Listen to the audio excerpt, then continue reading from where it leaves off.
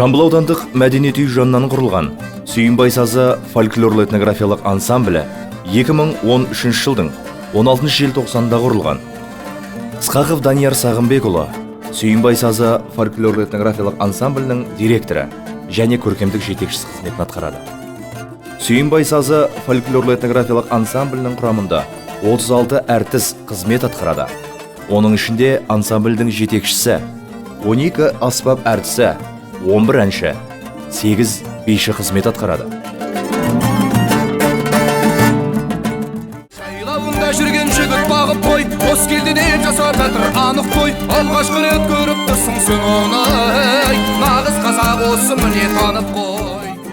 Ансамблдің әрбір мүшесі Қазақстандағы ең жоғарғы оқу орындарында білім алған.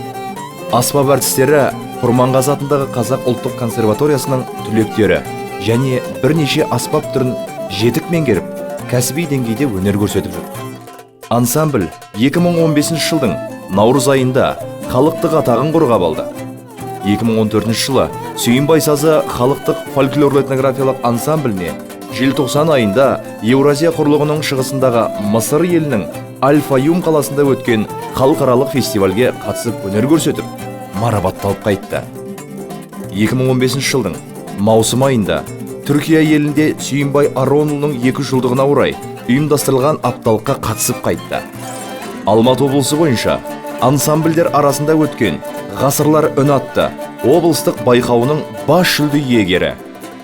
2015 жылы Сүйінбай сазы халықтық фольклорлы этнографиялық ансамблі ғасырлар сазы халықаралық байқауының 2-ші орын иегері.